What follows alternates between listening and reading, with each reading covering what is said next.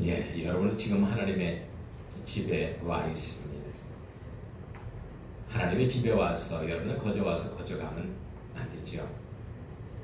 하나님의 집에 왔으니 축복받아야겠다라고 결심해야 합니다. 나는 이곳에서 축복받지 않으면 결단코 집에 들어가지 않겠노라, 이렇게 생각해야 돼요. 우리는 세상에서 주는 축복을 거부할 수 있습니다. 하지만 예수님이 주는 축복은 꼭 받아야 합니다. 그 축복을 받기 위해서 이렇게 예수 그리스도의 몸된 성전에 모이게 된 것이죠. 축복은 은혜입니다. 결코 우리의 인간적인 노력과 조건의 대가는 아닙니다. 축복에는 이런 성질이 있습니다. 축복은요, 갈망하는 자에게 찾아옵니다. 갈망하는 자에게 축복이 찾아오는 거예요. 어영부영 그냥 주일에서 교회에 왔다가 발만 받고 가는 사람에게는 복이 받지 않습니다. 나는 반드시 주일날 교회 와서 복을 받아야 되겠다. 하나님으로부터 복을 받아야 되겠다. 이렇게 결심하고 간절히 원하는 사람에게 하나님의 복이 임한단 말입니다. 예레미야 33장 3절에 보면 너는 내게 부르짖으라 내가 내게 응답하겠다라고 나옵니다. 여러분, 구하지 못하면, 구하지 않으면 받지도 못합니다. 구하여야만 받는 겁니다. 축복을 갈망하면 어떤 대가라도 치루어야 합니다. 축복받은 사람이 형통하는 겁니다. 축복받은 사람이 성공하는 것입니다. 축복권을 받은 주님의 종으로부터 안수기도 받는 것이 이렇게 중요한 것입니다. 축복권을 받는 것이 중요한 거예요. 축복권이 있는 사람으로부터 기도를 받는 것이, 말씀을 듣는 것이 이렇게 중요한 것입니다. 저희 어머니 권사님이 계셔요. 제가 중학교 3학년 때 돌아가셨습니다만, 저희 어머니 권사님은 우리 동네에서, 고향에서 최초로 예수를 믿으시고 저희 바로 집 앞에 있는 논에 친히 성전까지 지으셨던 그런 분이셨습니다. 그런데 저희 어머니는요, 고향교회에서 부흥회를 할 때마다 참기름을 정성스럽게 싸서 가지고 강사 숙소로 가는데 꼭 제 손을 잡고 가세요. 그리고 그 강사님한테 제 머리에 손을 얹고 안수기도 해달라고 간절히 부탁합니다. 그래서 저는 부흥회만 하면은 저희 어머니 손에 끌려서 강사방에 가서 강사님으로부터 축복 기도를 받았어요. 축복 기도. 그래서 그 축복권이 저에게 온 것 같습니다. 참으로 저는 영적으로 많은 축복을 받았습니다. 물론 정말 육적으로도 그렇죠. 정말 저에게 아름다운 가족과 그리고 세부천 교회 사랑하는 여러분들도 하나님께서 저에게 주셨으니까 얼마나 감사한 일입니까? 여러분, 이삭이나 야곱이나 요셉이나 이런 사람들은 축복권을 받았고 그 축복권을 가지고 자기 자식들에게 복을 전수해 주었습니다. 그래서 한 가족에 축복권을 받은 사람이 있으면 그 복이 다 가족들에게 전달되는 것입니다.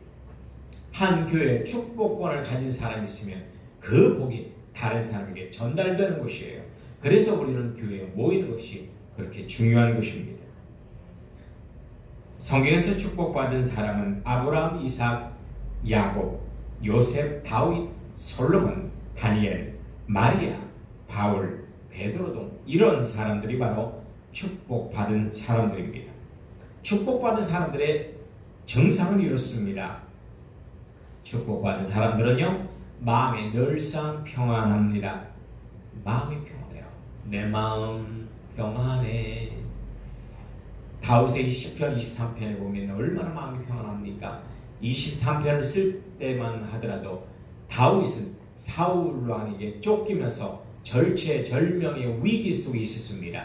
그런데 다윗에게 하나님의 축복이 임하니까 다윗의 마음은 그렇게 평안했단 말입니다. 그리고 일상에서 하나님의 임재를 느낍니다. 일상에서 하나님의 임재를 느껴서 일상 전부가 성전이 되는 곳이죠.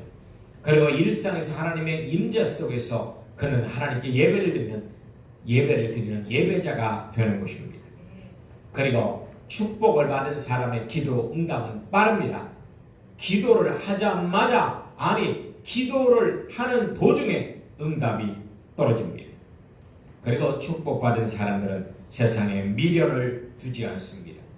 세상에 있는 모든 것이 본질적으로 배설물과 같다는 사실을 알기 때문에 세상에 있는 돈, 명예, 권력 그리고 쾌락에 관심을 두지 않습니다. 그리고 축복을 받은 사람은 베풀며 삽니다. 섬기며 삽니다.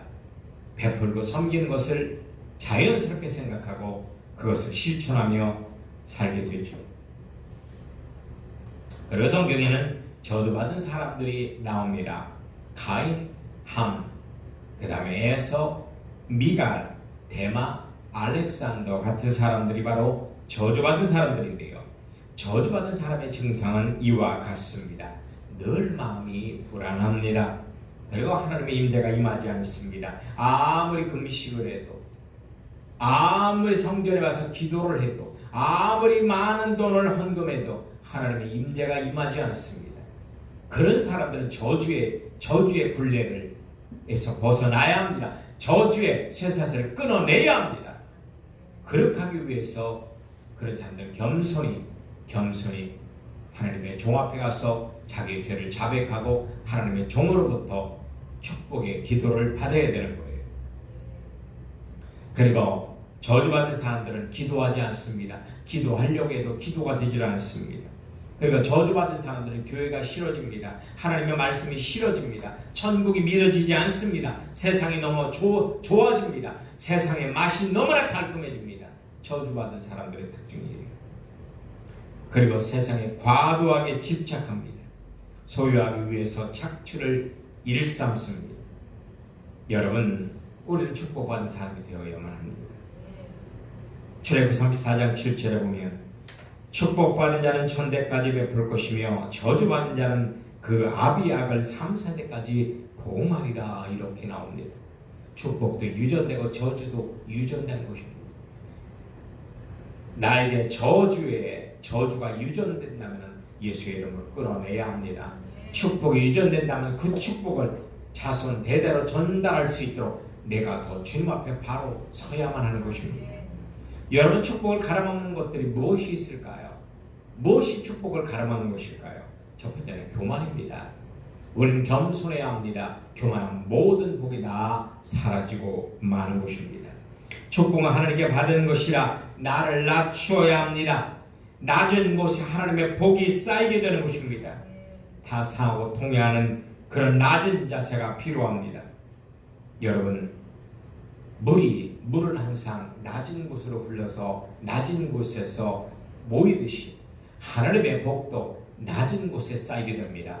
지금 여러분의 마음이 낮아 있다면 하나님의 축복이 지금 여러분의 마음 가운데 쌓이게 될 것입니다. 두 번째로 안일한 태도를 버려야 합니다.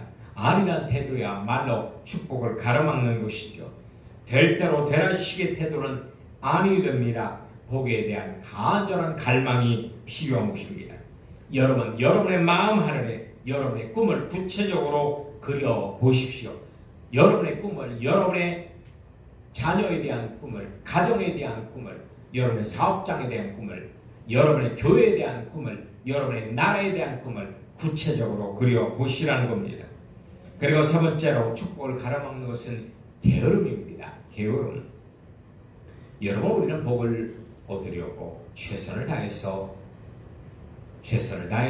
힘쓰고 애써서 노력해야 합니다.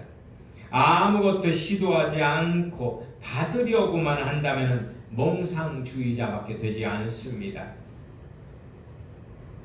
교회 와서 그래 목사야 나 좀 은혜 좀 끼쳐봐, 나 좀 울려봐, 나 좀 마음에 감동시켜봐, 내 병 좀 낫게 해봐. 이런 안일한 자세를 갖고 있으면 천년 만년 교회를 다녀도 은혜를 받을 수가 없습니다. 여러분, 하늘은 스스로 돕는 자를 돕는 것입니다.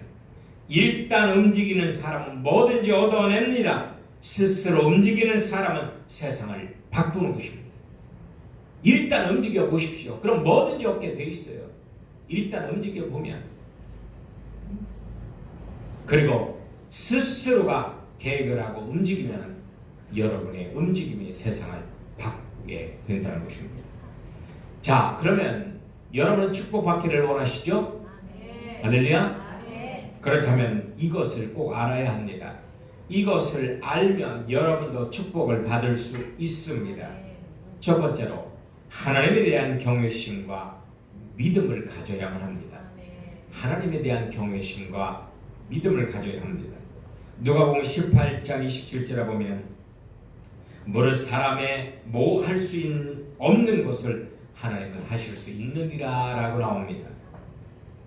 그리고 잠언 22장 4절에 보면 겸손과 여호와를 경외함의 보응은 재물과 영광과 생명이니라 라고 나옵니다. 여러분, 우리는 하나님이 최고라는 생각을 가져야 합니다. 하나님만이 나를 도울 수 있다라는 생각을 가져야 합니다. 하나님이 하시면 다 된다라는 생각을 하셔야 합니다. 지금까지 수십 년 동안 다 안 됐어요. 나도 안 됐고 내 주변에 있는 사람이 해도 안 됐어요. 그러나 하나님이 하시면 됩니다. 야베스가 그렇잖아요. 조상 대대로 안 됐어요. 자기도 안 될 팔자예요. 그런데 하나님이 하시면 된다는 믿음으로 하나님께 간구하니 하나님이 되게 해 주셨습니다. 할렐루야. 할렐루야. 하나님 없으면 절대로 못 산다고 생각하는 사람, 그런 사람이 가장 행복한 사람입니다. 다니엘의 일사가구의 경외심을 가져야 합니다. 아브라함의 25년간의 한결같은 그런 믿음을 가져야 합니다. 여러분, 우리는 하나님의 백을 믿어야 돼요. 백을 믿어야 돼요. 백. 세상 성공의 포인트는 인맥이죠. 우리가 이 세상에서 잘 되려면요, 인간과의 인맥, 즉 관계성을 잘 맺어놔야 돼. 좋은 관계성을 가져야 합니다. 마찬가지로 우리는요, 하나님과의 친밀한 관계성이 필요합니다. 왜냐? 우리는 영원히 하나님의 나라에 살 것이기 때문에. 하나님의 나라에 영원히 살려면 가장 중요한 것, 하나님과의 친밀한 관계성입니다. 하나님과의 친밀한 관계성을 가져야 영원히 천국에서 평안하게 행복하게 살 수 있습니다. 여러분, 야고보서에 보면 좋은 모든 것이 하나님께로부터 온다라고 나옵니다. 축복은 하나님께로부터 오는 것입니다. 대단히 단순한 것입니다만 이것은 놀라운 진리입니다. 시편 121편 1절 2절은 이스라엘의 헌법의 1조 1항이에요. 이스라엘의 헌법의 1조가 바로 시편 121편에 나온 겁니다. 내가 산을 향하여 눈을 들리라. 나의 도움이 어디서 올고 나의 도움이 천지를 지으시는 여호와에게서다 라고 나옵니다. 여러분, 우리는 이것을 믿어야 합니다. 모든 좋은 것이 하나님으로부터 온다. 나의 도움은 하나님으로부터 온다. 세상은 못하지만 하나님은 하실 수 있다. 지금까지 안 됐지만 하나님이 도우시면 된다. 할렐루야. 하나님이 도우시면 된다. 여러분, 침대는 돈으로 사지만 잠은 하나님이 주십니다. 아멘. 아무리 좋은 비싼 침대에 자도 하나님의 축복을 받지 못하면 잠을 자지 못해요. 그러나 가만히 그냥 쫙 깔고 바닥에 그냥 잠을 자도 하나님의 복을 주시면 깊은 숙면을 취할 수가 있습니다. 그리고 집은 돈으로 삽니다. 그러나 행복한 가정은 하나님이 주시는 것입니다. 행복한 가정은 하나님이 주시는 것입니다. 그리고 영양가 있는 음식, 이것은 돈으로 살 수 있습니다. 그러나 그것이 잘 소화돼서 우리가 건강해지는 것은 하나님이 주시는 것입니다. 아멘. 여러분, 제가 어렸을 때만 하더라도요, 저희들의 간식은 뭔지 알아요? 그때는 국민학교 다녔죠. 우리가 국민학교 다닐 때 우리들의 간식은요, 여름이면 간식이 아카시아 꽃, 그리고 찔레, 삘기, 이런 게 간식이었어요. 그리고 옥수수 때 이렇게 씹어 먹는 거, 이런 게 간식이었어요. 그러니까 아주 애기들은 그나마 먹을 게 없어 자기 응한 거를 다시 먹는 아기들 참 많았어요. 그런데도요, 참 건강하게 잘 살았어요. 그리고 그날이 행복했어요. 지금도 추억으로 남습니다. 트라우마로 남는 게 아니에요. 옥수수 때 씹어 먹고, 아카시아 꽃 꺾어 먹고, 찔레 그거 꺾어 먹고, 개금 따 먹고, 이게 트라우마가 아니라 추억으로 남아 있어요. 한 번 더 생각하고 싶은 그런 아름다운 추억으로 남아 있습니다. 가장 행복한 시기를 꼽으라면 아마 어렸을 때 엄마 아빠와 같이 꽁보리밥에 고추장에 고추 찍어서 같이 먹을 때, 그때가 가장 행복하지 않았나 싶습니다. 여러분, 결혼은 남녀가 합니다. 그러나 행복은 누가 주세요? 하나님이 주십니다. 그래서 우리는 결혼할 때요, 꼭 목사님 모시고요, 축복받는 게 중요합니다. 요새는 아예 주례를 안 하더라고요. 요새 결혼식은 주례를 안 해요. 그냥 각각 양가의 아버지가 나와서 그냥 이렇게 소감, 한 2, 3분 소감 발표하는 걸 끝내요. 이러면 안 돼요. 목사님은 축복권을 갖고 있는 목사님한테 축복을 받아야 합니다. 그래야 결혼 생활이 행복한 거예요. 아멘. 두 번째로, 예수의 법칙을 깨닫고 실행해야만 합니다. 예수의 법칙을 깨닫고 실행해야만 합니다. 여러분, 예수의 법칙은 무슨 법칙? 아멘 법칙이에요. 따라서 하세요. 예수의 법칙은 아멘이다. 아멘은 이루어질 줄 믿습니다예요. 이루어질 줄 믿습니다. 한마디로 예수의 법칙은 긍정의 법칙입니다. 긍정의 법칙. 우리가 가장 많이 하는 게 뭐예요? 아멘이에요. 아멘. 그렇게 될 줄 믿습니다. 여러분, 예수 안에 들어가면 모든 것이 재창조됩니다. 새로워집니다. 예수 안에 그 무엇이든지 간에 다 긍정되어지고 그 모든 것을 합력하여 선을 이루게 되는 것입니다. 고린도후서 5장 17절에 보면 누구든지 그리스도 안에 있으면 새로운 피조물이라, 이전 것은 지나갔으니 보라 새 것이 되었도다. 여러분, 우리 그리스도인은 아담의 법칙에서 벗어나 예수의 법칙의 지배를 받고 있습니다. 예수의 법칙, 아멘의 법칙, 긍정의 법칙의 지배를 받고 있는 우리는 창조적 능력이 회복되었음을 깨달아야 합니다. 아담으로 인하여 파괴된 축복의 성신 답이 재건됐음을 알아야 합니다. 그래서 우리는 담대한 마음으로 예수의 이름으로 구해야만 합니다. 예수의 이름으로 구해야 돼요. 우리가 예수의 이름으로 구하는 모든 것은 하나님께서 응답해 주십니다. 죽은 자도 살려 주십니다. 거지도 부자가 되게 해 주십니다. 꼴찌도 1등이 되게 해 주십니다. 할렐루야. 그래서 우리는 아멘의 법칙, 긍정의 법칙, 예수의 법칙을 잘 살려서 살아야만 하는 것입니다. 그리고 세 번째로, 축복을 간절히 구해야 합니다. 간절히 축복을 구하세요. 마태복음 7장 7절에서 8절에 보면 구하라 그러면 너에게 주실 것이요, 찾으라 그러면 찾을 것이요, 문을 두드리라 그러면 너에게 열릴 것이니 구하는 이마다 얻을 것이요, 찾는 이가 찾을 것이요, 두드리는 이에게 열릴 것이니라 라고 나옵니다. 여러분, 구해야 합니다. 구하지도 않고 받기를 기대하지 마십시오. 예배 끝나고 가는 분한테 오늘 은혜 받으셨어요? 아니요. 지난주에도 안 받았어요. 아이고, 은혜 받고 안 받고 뭐 중요하나요? 그냥 뭐 교회 나와서 하나님께 예배드리는 주일성수 하는 게 중요하죠.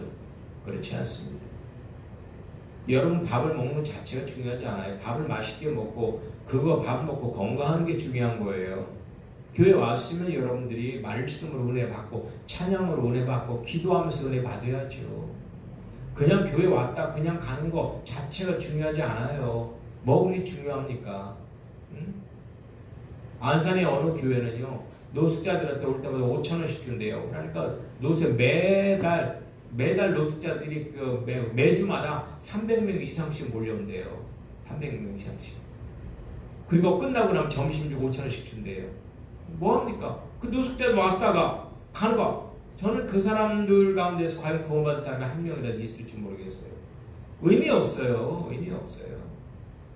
교회에 오는 거 은혜 받으려고 오는 거예요. 축복 받으려고 오는 거예요. 누구로부터? 하나님으로부터. 할렐루야. 아멘. 하나님으로부터. 여러분 구해야만 합니다. 여러분 구하세요. 구하세요. 간절히 구하세요. 그리고 주기도에서도 일용할 양식까지도 구하라고 했습니다. 일용할 양식까지도 하나님께서 구하라고 했는데 그 무언들을 우리가 구하지 못하겠습니다. 야베스와 두 소경 솔로몬은 축복을 담대하게 구하고 그들은 받았습니다. 설마 이것까지도 라는 부정적인 선입감을 버리십시오. 그리고 구하십시오. 저는 모든 것에서 하나님의 복을 구합니다. 제가 타고 다니는 봉고차를 예수의 이름으로 축복합니다. 그 차를 축복해요. 제 신발도 예수의 이름으로 축복합니다. 제 머리도 예수의 이름으로 축복합니다. 그리고 있잖아요. 어떤 때는 제가 이 뱃살 때문에 이거 정말 뱃살 빼기 힘들어요.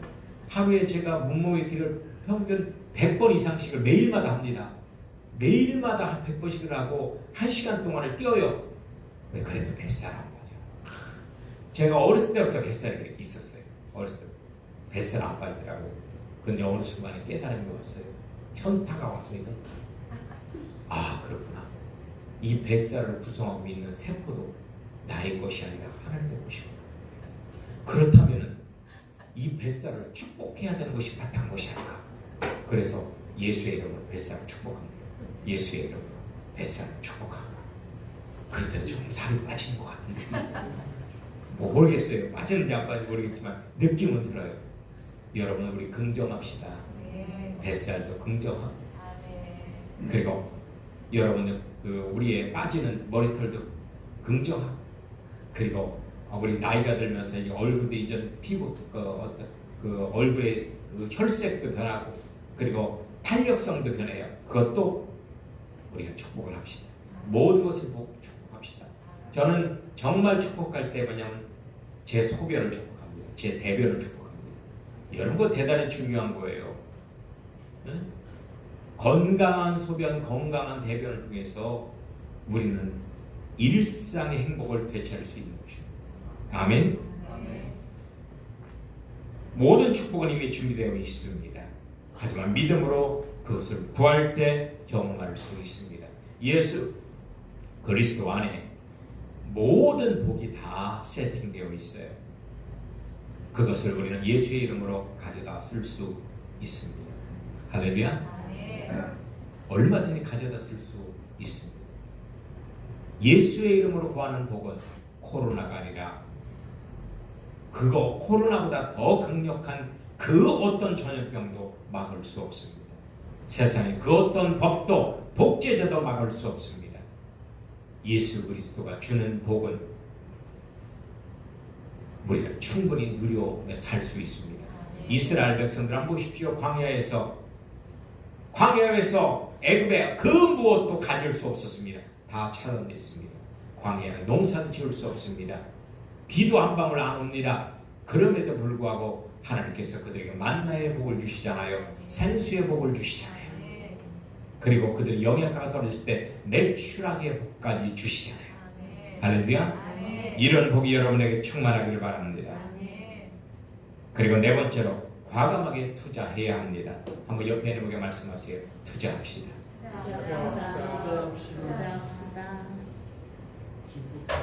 여러분 거의 한 30대가 되면은 주로 하는 얘기가 뭐냐면 투자에 대한 얘기입니다. 투자에 대한 얘기. 30대부터 투자를 잘하면요 노년이 행복합니다. 노년이 행복해요. 축복은 투자의 결과입니다. 투자 없이 축복도 없습니다. 여러분, 공짜 축복은요 도리어 해가 되는 것입니다. 공짜 축복은 해가 되는 것이에요. 성경의 축복을 받기 위한 최고의 투자는 뭐라고 해요? 11조라고 합니다. 11조. 11조는 내 자산의 10분의 1을 내기 때문에 손해본다 라고 생각하면 절대 안 됩니다. 투자하는 것입니다.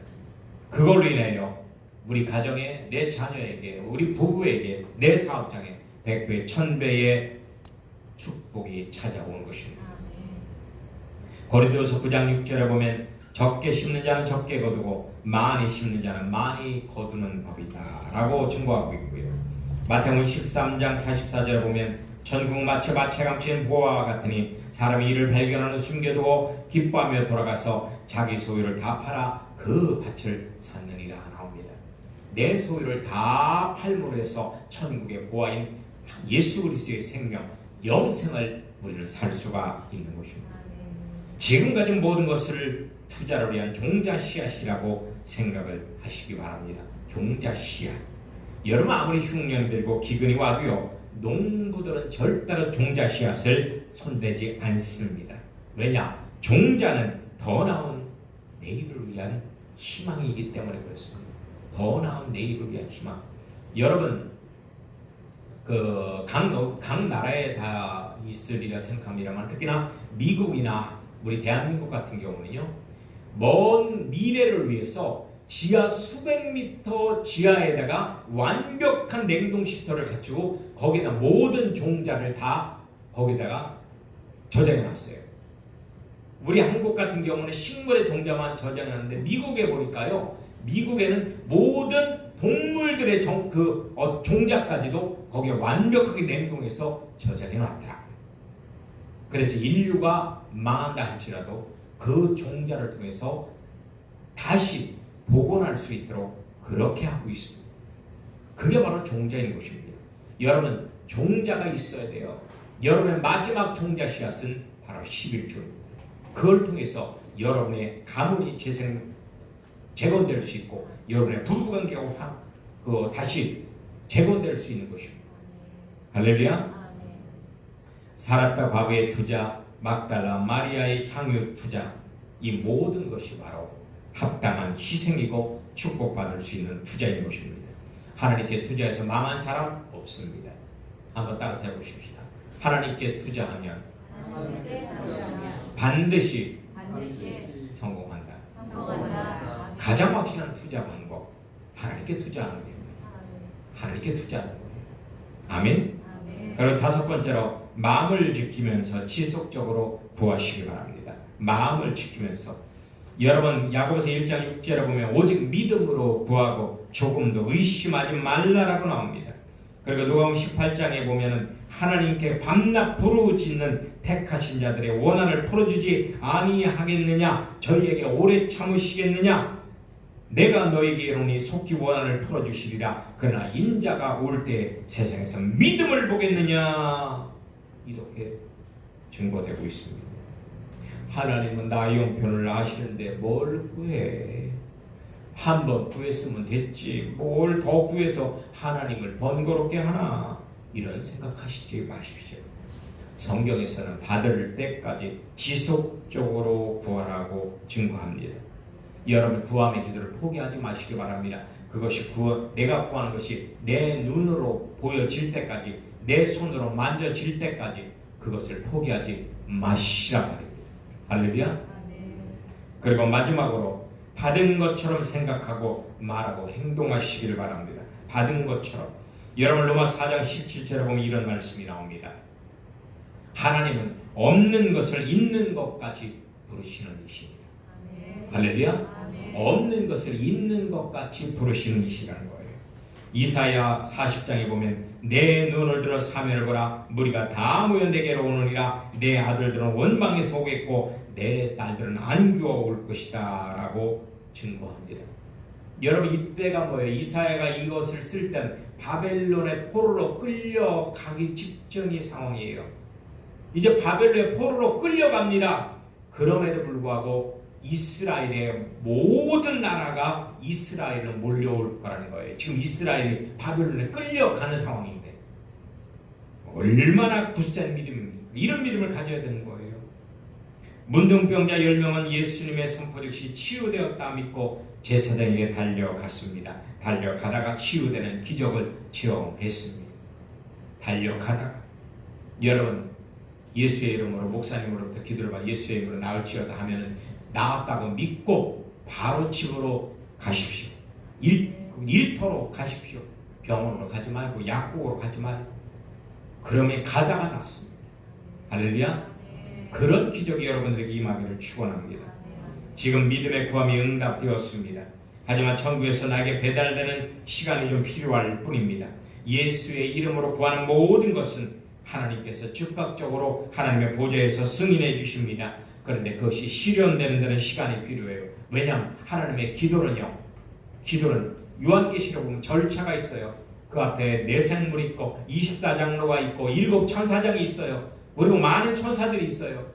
이런 영물들을 통해서 하나님께서 체계적으로 우리에게 응답을 해주시지, 하나님 응답할 때 하나님 냈다고 하나님 직접 갖다 주지 않습니다. 그렇게 하지 않는단 말이에요. 여러분, 우리나라 대통령에게 편지를 써서 대통령이 오케이 사인을 했으면 대통령이 직접 냈다고 갖다 줍니까? 그렇지 않죠. 거기 담당 부서의 장관을 부르고, 그리고 담당 장관은 차관을 부르고, 차관은 공무원 담당 공무원을 부르고, 그리고 그 공무원이 그걸 갖다가 준단 말입니다. 이것처럼 하나님의 응답이 실현되는데 절차가 있기 때문에 여러분 믿음을 가지고 인내하며 기다려야만 하는 것입니다. 반드시 하나님께서 응답해 주십니다. 할렐루야. 이러한 축복의 기본적인 조건을 아시고 여러분들이 구하신다면 여러분들의 삶에는 하나님이 주시는 축복으로 가득 찰 줄 믿습니다. 아멘. 기도하시겠습니다. 찬양하고 기도합니다.